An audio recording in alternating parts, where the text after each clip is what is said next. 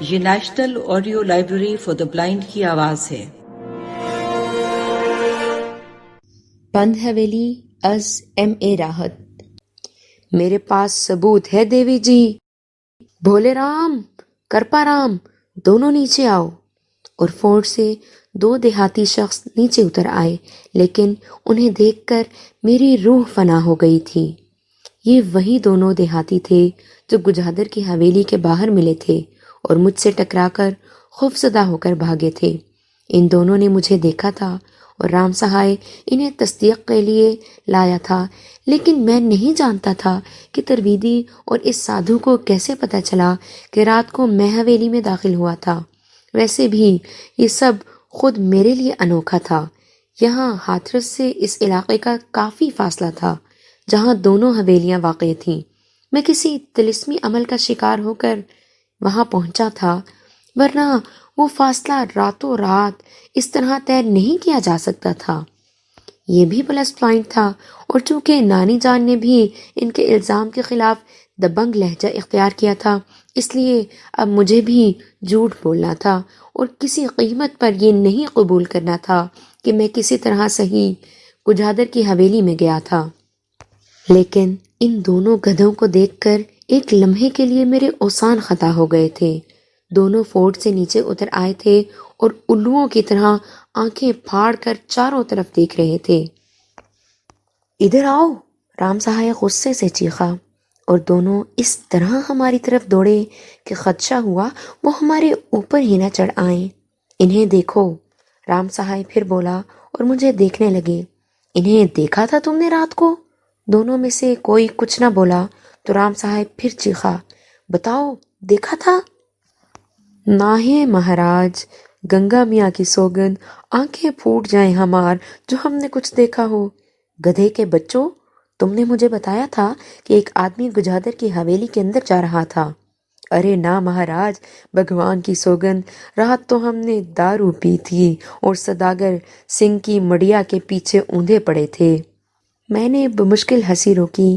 دونوں سیدھے سادے دیہاتی پتہ نہیں کیا سمجھ کر جھوٹ بول رہے تھے، حالانکہ ان دونوں نے مجھے وہاں دیکھا تھا۔ رفیع اللہ اور عابدہ بیگم تلخ نظروں سے ان دونوں کو دیکھ رہے تھے۔ رام سہائے کا چہرہ غصے سے سرخ ہو رہا تھا۔ اس کا بس نہیں چل رہا تھا کہ ان دونوں کو کچا چبا جائے۔ وہ بولنے کی کوشش کر رہا تھا، لیکن اس سے بولا نہیں جا رہا تھا۔ میں نہیں جانتی پنڈت جی، آپ نے اچانک میرے مہمان سے بیر کیوں باندھ لیا ہے؟ ہماری یہ ریت ہے کہ مسلمان کسی کے گھر آئے سب کا مہمان ہوتا ہے۔ آپ کہانی بھی گھڑ لائے تو کتنی کچی، عابدہ بیگم نے کہا۔ میری کہانی بالکل سچی ہے دیوی جی، بات ان دونوں کی ہی نہیں، آپ اصل بات جانتی ہیں، اس لحاظ سے ہم لوگوں کی ڈیوٹی ہے کہ خیال رکھیں۔ مجھے پتہ چل گیا تھا کہ یہ 2 دفعہ حویلی میں گئے ہیں، لیکن خیر، ایک بات میں آپ سے کہنا چاہتا ہوں، اس سمے میرا بڑا اپمان ہوا ہے، مجھے جھوٹا کہا گیا ہے۔ آئندہ میں آپ کو بتا دوں کہ اگر آپ کے مہمان نے حویلی کے اندر قدم رکھا تو اس کے حویلی میں آنے کے پورے ثبوت اس کے شریر پر ہوں گے۔ چلو ترویدی۔ آپ نے سن لیا ہے ترویدی جی، مجھ پر فرض عائد ہوتا ہے کہ میں پنڈت رام سہائے کے عزائم کی خبر ہندو مسلم امن کونسل کو پہنچا دوں، تاکہ ہندو مسلم فساد کے بچاؤ کے لیے انتظامات کر لیے جائیں۔ آپ ہمیں دھمکی دے رہے ہیں دیوی؟ ہاں، یہی سمجھیں۔ آپ جانتے ہیں کہ ہم کبھی آپ کی دھمکیوں سے مرعوب نہیں ہوئے۔ آ گیا دی بہن جی، ایک بنتی ہے آپ سے، ترویدی نے کہا۔ کہیے بھیا جی، نانی اماں بولی۔ آپ بھی دھیرج رکھیں، ایسی کوئی چٹھی شانتی بھون کو نہ بھیجیں، میں دوبارہ آپ کے پاس آؤں گا۔ ٹھیک ہے بھیا جی، نانی جان نے کہا، اور دونوں واپس چلے گئے۔ دیر تک ان کے چہرے پر کبیدگی طاری رہی تھی، پھر وہ خود کلامی کے انداز میں بولی، کچھ سمجھ میں نہیں آتا کہ اسے اتنی بڑی غلط فہمی کیوں کر ہوئی۔ بڑی بیوقوفی کی باتیں کر رہا تھا رام سہائے۔ چلیے، اس دن کی بات پر کچھ کہا بھی نہیں جا سکتا، لیکن گزری رات، کیا راتوں رات حویلی تک سفر کر کے واپس آیا جا سکتا ہے، وہ بھی پیدل؟ رفیع اللہ نے کہا۔ پتہ نہیں کیا چکر چل رہا ہے، اللہ رحم کرے، نانی جان نے کہا۔ وہ الجھ سی گئی تھیں۔ رات کے کھانے پر کوئی خاص تذکرہ نہیں ہوا۔ کھانے سے فارغ ہوئے تھے، ایک ملازمہ نے اندر آ کر غازی آباد سے مہمان آنے کی اطلاع دی۔ ممنون چچا آئے ہوں گے، تسلیم نے بے اختیار کہا اور جلدی سے دسترخوان سے اٹھ کھڑی ہوئی۔ اکیلے ہیں یا کوئی ساتھ آیا ہے؟ نوکر ساتھ ہے، دوسرا ڈرائیور ہے، ملازمہ نے بتایا۔ ممنون خان کا ڈرائنگ روم میں استقبال کیا گیا۔ مجھ سے تعارف ہوا تو بولے، صرف تمہاری وجہ سے آنا پڑا ہے برخوردار۔ اب مجھے آسمان سے خبر تو نہیں آئی تھی کہ ناصر عبداللہ کا بیٹا کراچی سے آیا ہے، کسی نے بتایا ہی نہیں، بس سب نے پھٹکار ڈال دی۔ تمہیں نہیں معلوم بیٹے کے ہندوستان میں ناصر عبداللہ کا مجھ سے گہرا دوست کوئی نہیں تھا۔ میں نے لاکھ کہا کہ میں فون کر دوں بچے کو، اس کے باپ کی دوستی کا واسطہ دوں، ضرور آ جائے گا، مگر جناب جسے دیکھو مجھے مجرم قرار دے رہا ہے۔ حکم ہوا کہ خود ہاتھرس جاؤں اور دست بستہ درخواست کروں کہ حضور انور مجھے معاف فرما دیں اور میری دختر نیک اختر کی وداعی میں شریک ہو کر ثواب دارین حاصل کریں۔ یہ آپ مجھ سے کہہ رہے ہیں؟ وہ چونک کر مجھے دیکھنے لگے، پھر بولے، جی تو میں یہی کہوں گا کہ جن لوگوں نے آپ کو یہ کہہ کر بھیجا انہوں نے میرے ساتھ زیادتی کی ہے۔ میں آپ کے ایک ٹیلی فون پر حاضر ہو جاتا۔ ہم لوگ بہنوں کی شادیوں میں اپنی ذمہ داریاں پوری کرتے ہیں، شرکت کے لیے نخرے نہیں کرتے۔ آبدہ باجی، یہ مسرت جہاں کا لڑکا تو کسی شریف آدمی کی اولاد جیسا ہے، جبکہ مسرت جہاں کریلے کی بیل تھی۔ اللہ خوش رکھے، جی خوش کر دیا۔ میرے ساتھ ہی نکل چلو برخوردار، غازی آباد بڑی پیاری جگہ ہے، جمنا کنارے آباد ہے، مسلمان بادشاہوں کی پوری تاریخ لکھی ہوئی ہے، خوب سیر کرنا۔ آپ لوگ شادی سے فارغ ہو جائیں، پھر رہنے آؤں گا۔ آپ میرے ابو کے دوست ہیں تو میں ان کے بارے میں بہت سی باتیں کروں گا آپ سے۔ چلو ٹھیک ہے منظور، کھانا کھا لیا تم لوگوں نے؟ بس 10 منٹ لگیں گے چچا جان، میں ابھی لگواتی ہوں، تسلیم نے کہا۔ وہ فضل خان اور رشید کو بھی باہر بھجوا دینا، انہوں نے نوکر اور ڈرائیور کے لیے کہا۔ اچھی طبیعت اور اچھے مزاج کے انسان تھے۔ کھانے کے بعد انہوں نے واپسی کی اجازت مانگ لی، حالانکہ نانی جان نے روکنے کی کوشش کی تھی لیکن وہ نہ رکے۔ رات کو ہم دیر تک ان کے بارے میں باتیں کرتے رہے۔ تسلیم ان باتوں میں بہت لطف لے رہی تھی، نانی جان بھی اس محفل میں شریک تھیں، لیکن میں ان کے چہرے پر مسلسل تشویش کے سائے دیکھ رہا تھا۔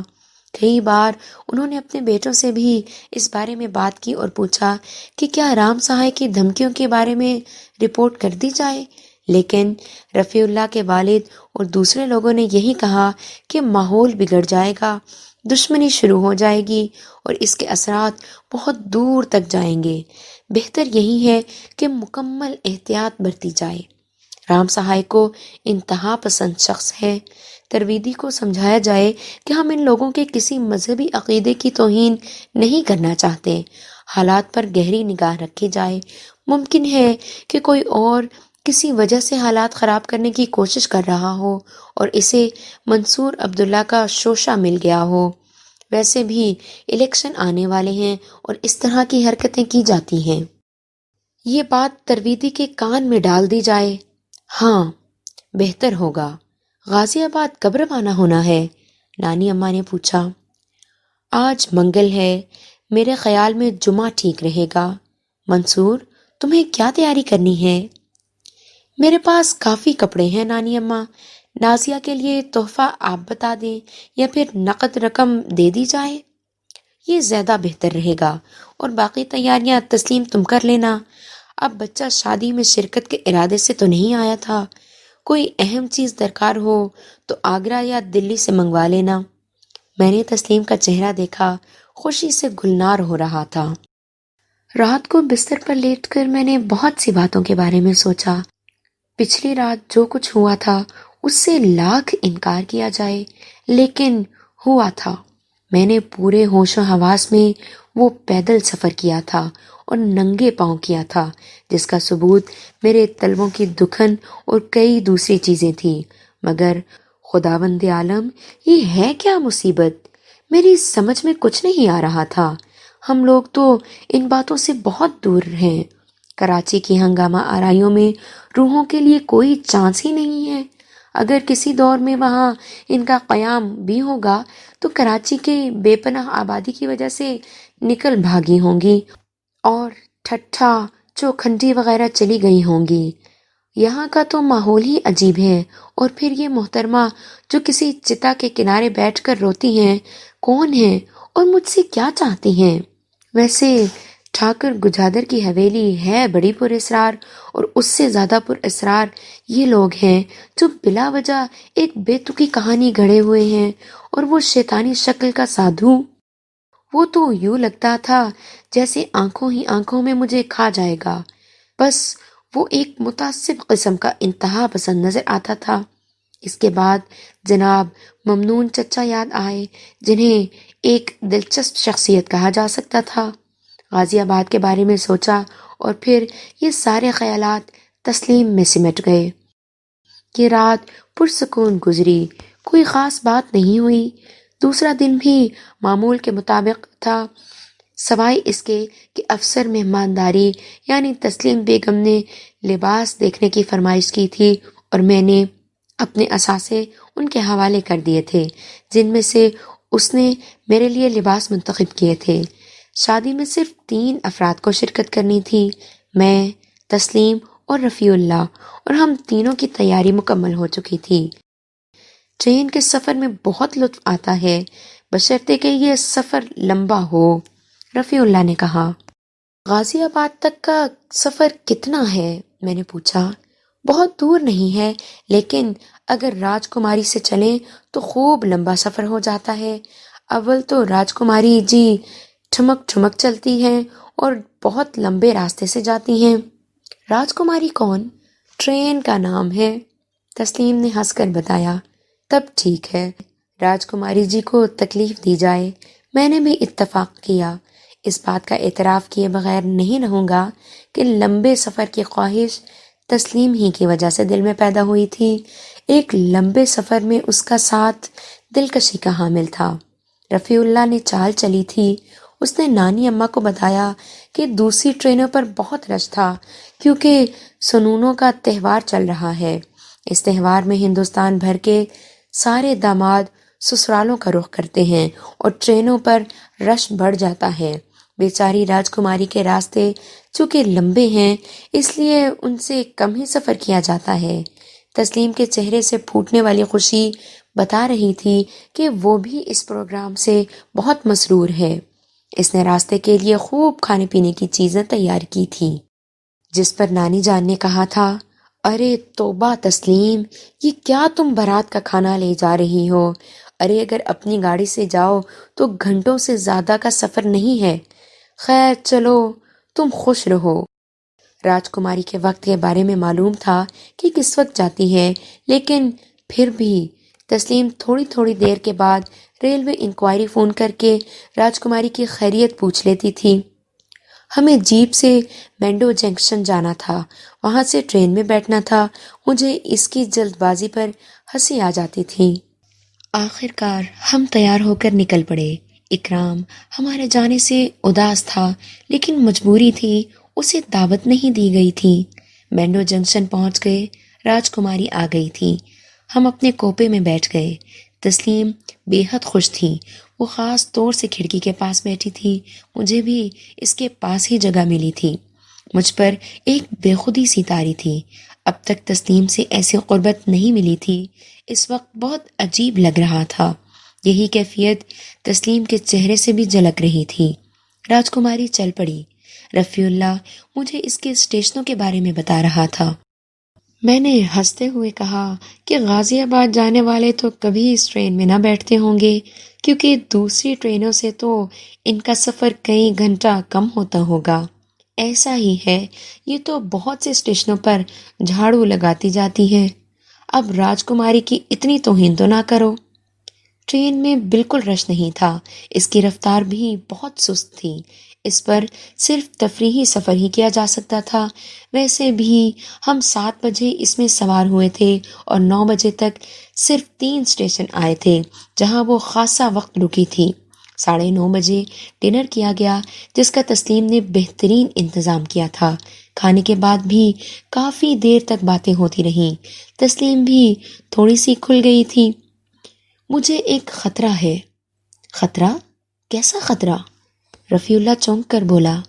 رابعہ بیگم بھی شادی میں آئیں گی اور منصور بھائی کے لیے 440 وولٹ کا خطرہ رہے گا۔ یہ بے ایمانی کی ہے آپ دونوں نے میرے ساتھ۔ آپ کو مجھے اس بارے میں بتانا چاہیے تھا۔ اب آپ کو میری حفاظت کی ذمہ داری لینی ہوگی ورنہ میں اگلے اسٹیشن پر اتر جاؤں گا۔ ہم کوشش کریں گے۔ رابعہ کے بارے میں مزے کی باتیں ہوتی رہیں۔ پھر رفیع اللہ نے میری طرف دیکھ کر کہا، تمہاری آنکھوں میں نیند بھری ہوئی ہے۔ میرا خیال ہے تھوڑی دیر کے لیے اوپر برتھ پر جا کر سو جاؤ، پھر تم نیچے آ جانا، میں سو جاؤں گا۔ تسلیم کو بیٹھے بیٹھے سونا ہوگا۔ ہاں آپ سو جائیے، تسلیم نے کہا اور میں نے گردن ہلا دی۔ میں برتھ پر جا کر لیٹ گیا، کچھ دیر جاگتا رہا، پھر نیند آ گئی۔ یہ میری کمزوری تھی۔ کبھی کراچی سے کہیں باہر جانا ہوتا تھا تو میں ہمیشہ سویا ہوا جاتا تھا۔ ٹرین کی آواز اور ہچکولے ہمیشہ سلا دیتے تھے۔ اس وقت بھی میں سو رہا تھا کہ آنکھ کھل گئی۔ یوں لگا جیسے کسی خاص وجہ سے آنکھ کھلی ہو، لیکن خاص وجہ سمجھ میں نہیں آئی۔ کچھ دیر یوں ہی لیٹا، چھت کو تکتا رہا۔ ہلکے ہلکے جھٹکوں کی وجہ سے لگ رہا تھا کہ ٹرین چل رہی ہے۔ میں اپنی اس وقت کی کیفیت کو سمجھ نہیں پا رہا تھا۔ ایک عجیب سی سنسنی پورے بدن میں پھیلی ہوئی تھی۔ پوری بوگی میں گہری خاموشی چھائی ہوئی تھی۔ مجھے رفیع اللہ اور تسلیم کا خیال آیا تو میرے بدن میں کرنٹ سا دوڑ گیا۔ میں ایک جھٹکے سے اٹھا اور سب سے پہلے میں نے ان دونوں کو دیکھا۔ تسلیم گٹھڑی بنی سو رہی تھی۔ اس کے سامنے والی برتھ پر رفیع اللہ سو رہا تھا۔ میری آنکھ کیوں کھلی ہے؟ اتفاق ہی ہو سکتا ہے۔ میں نے خود ہی اپنے سوال کا جواب دے دیا۔ اسی وقت مجھے ایک کراہ سنائی دی، ایک نسوانی کراہ، اور میں اچھل پڑا۔ یہ آواز میرے سامنے کی دوسری برتھ سے آئی تھی۔ بوگی میں اس طرف اندھیرا تھا، صرف ہماری طرف کا چھوٹا سا بلب جل رہا تھا جس کی روشنی بہت کم تھی۔ میں نے آنکھیں پھاڑ کر اس برتھ پر دیکھا۔ کوئی شخص ایک بوسیدہ سا کمبل اوڑھے لیٹا تھا۔ یہ کراہ اسی کی تھی۔ میں برتھ پر بیٹھ کر اسے دیکھنے لگا۔ بوگی کی چھت خوب اونچی تھی، اس لیے مجھے بیٹھنے میں کوئی دقت محسوس نہیں ہو رہی تھی۔ پانی، کوئی مجھے پانی پلا دو، پانی، پانی، وہ کمزور آواز میں بول رہا تھا۔ میرے بدن میں انسانی ہمدردی کے لہریں کوندنے لگیں۔ میں نے برتھ سے نیچے چھلانگ لگا دی۔ کوئی بیمار آدمی ہے بیچارہ۔ پانی کے جگ سے پانی لے کر میں برتھ کے پاس آیا اور میں نے اپنے اندازے کے مطابق اس کے شانے کو ہلایا۔ پانی لے لیجئے۔ میری آواز سن کر اس نے چہرے سے کمبل ہٹا دیا۔ میں نے اس کا چہرہ دیکھا اور پتھرا کر رہ گیا۔ اس کے چہرے پر کوئی گوشت نہیں تھا، سوکھی ہوئی ہڈیاں تھیں اور بس آنکھیں۔ اس کی آنکھیں تیز اور جاندار تھیں۔ اس نے کمبل سے ہاتھ نکالا، وہ بھی ایک انسانی ڈھانچے کا ہاتھ تھا۔ میرے ہاتھ سے گلاس لے کر وہ تھوڑا سا اٹھا اور گلاس منہ سے لگا لیا۔ میرے پورے بدن میں سرد لہریں دوڑ رہی تھیں۔ گلاس کی واپسی کا انتظار کیے بغیر میں پیچھے ہٹا اور رفیع اللہ کے پاس بیٹھ گیا۔ بیٹھتے ہی میں نے سکڑے سمٹے رفیع اللہ کو زور سے ہلایا اور رفیع اللہ نے آنکھیں کھول دیں۔ اس نے کچھ بولنے کی کوشش کی تو میں نے ہونٹوں پر انگلی رکھ کر اسے خاموش کر دیا۔ رفیع اللہ حیران ہو گیا کہ میں نے اوپر کی طرف اشارہ کیا تو رفیع اللہ نے بھی اسے دیکھ لیا۔ دوسرے لمحے وہ اچھل کر کھڑا ہو گیا۔ ڈھانچے نما شخص نے پانی پی کر گلاس قریب ہی رکھ دیا اور پھر لیٹ کر کمبل سر تک اوڑھ لیا۔ یہ کیا ہے؟ انسان ہے یا؟ رفیع اللہ نے کہا۔ یار میں زنجیر کھینچتا ہوں، تسلیم نے اسے دیکھ لیا تو اس کی حالت خراب ہو جائے گی۔ مگر سنو، کوئی آیا تو کیا کہو گے؟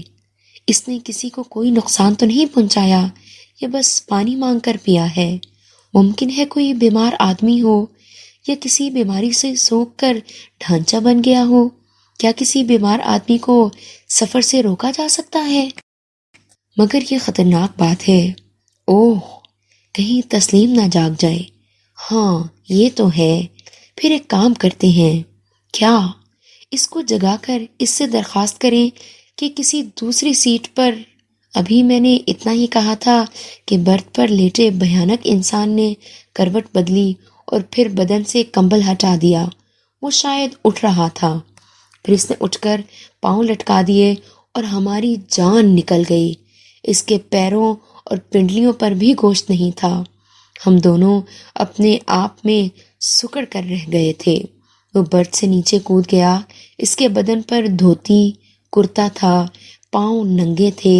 نیچے کود کر اس نے کمبل سمیٹ کر کندھے پر ڈالا اور پھر ہماری طرف دیکھا۔ کس قدر بھیانک آنکھیں تھیں، بیان سے باہر۔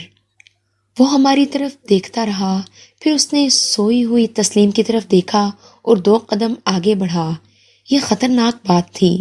میں نے اس کے سینے پر ہاتھ رکھ کر پیچھے کی سمت دھکا دیا۔ وہ 3-4 قدم پیچھے ہٹا اور گرنے سے بچنے کے لیے لوہے کے جنگلے کا سہارا لیا۔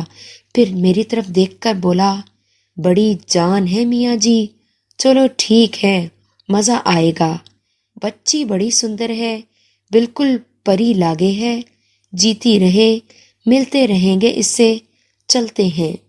یہ کہہ کر وہ آگے بڑھا اور راہداری میں چلتا ہوا دروازے کے پاس پہنچ گیا۔ پھر اس نے دروازہ کھولا اور چلتی ٹرین سے نیچے اتر گیا۔ ارے! میرے منہ سے نکلا اور میں دروازے کی طرف لپکا، لیکن رفیع اللہ نے پیچھے سے میری قمیص پکڑ لی۔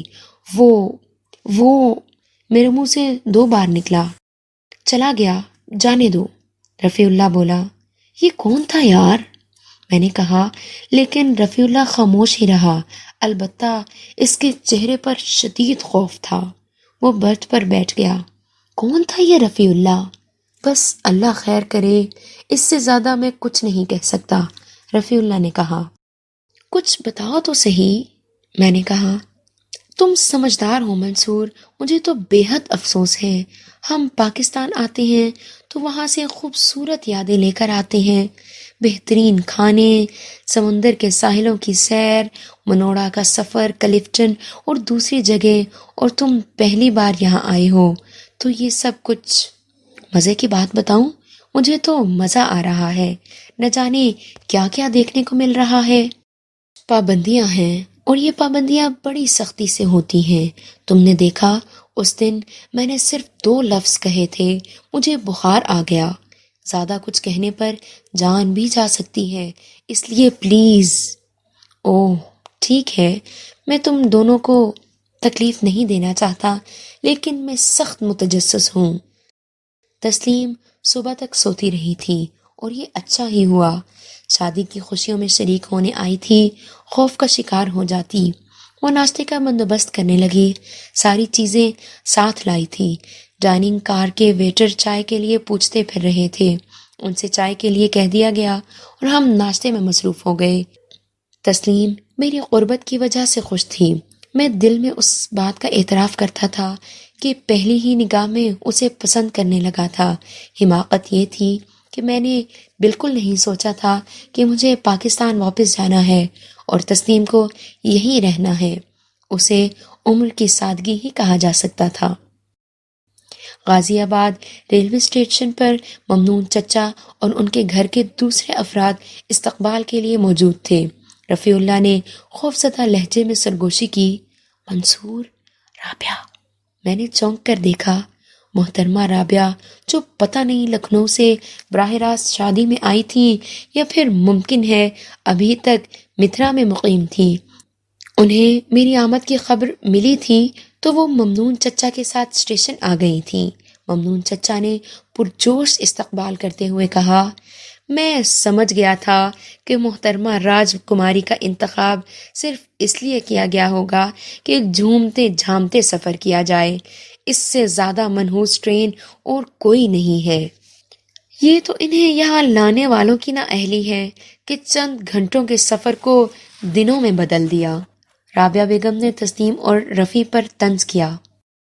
ارے نہیں رابعہ، تم منصور صاحب سے پوچھو، انہوں نے یہ سفر کتنا انجوائے کیا۔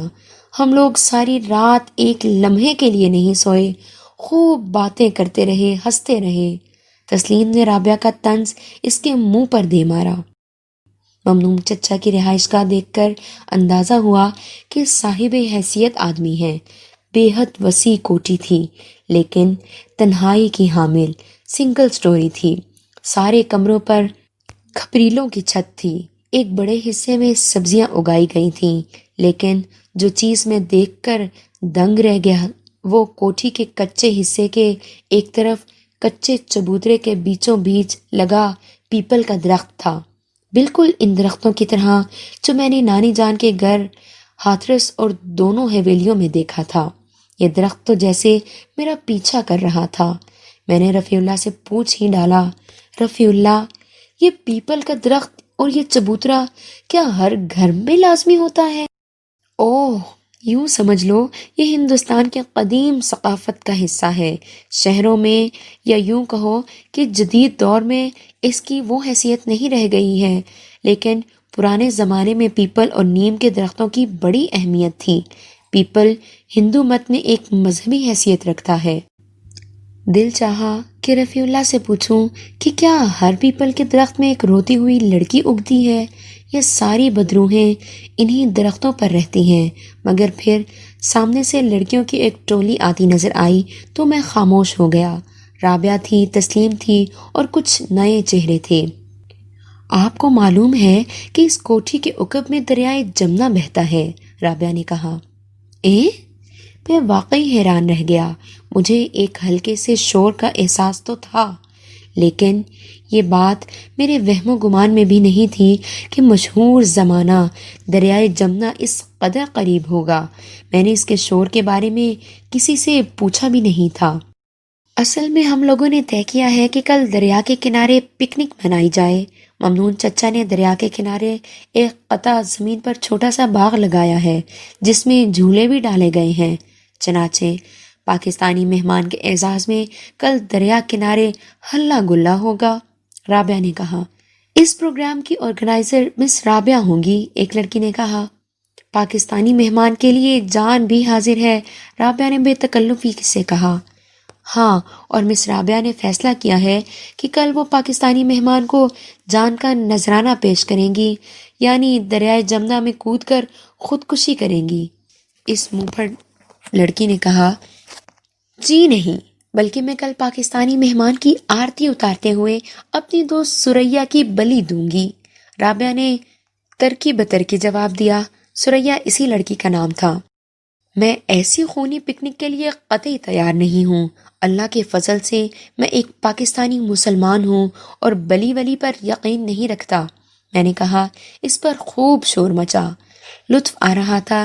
اتفاق سے یہاں لڑکیوں کی تعداد زیادہ تھی، کچھ نوجوان بھی تھے، لیکن وہ ممی ڈیڈی قسم کے تھے، جھیمپے جھیمپے، شرمائے شرمائے۔ چنانچہ ہم لوگوں کی خوب پذیرائی ہو رہی تھی۔ تسلیم خاص طور سے نازیہ کو لے کر میرے پاس آئی۔ نازیہ مایوں بیٹھی ہوئی تھی۔ پیلے جوڑے میں نازک نازک نقوش کی لڑکی بہت پیاری لگ رہی تھی۔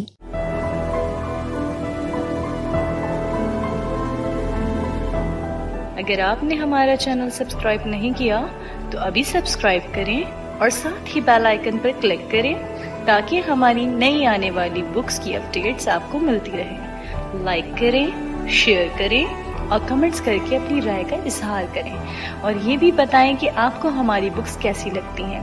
مزید معلومات اور ڈسکشن کے لیے ڈسکرپشن میں دیے گئے لنک پر کلک کر کے ہمارا واٹس ایپ گروپ جوائن کریں۔ شکریہ۔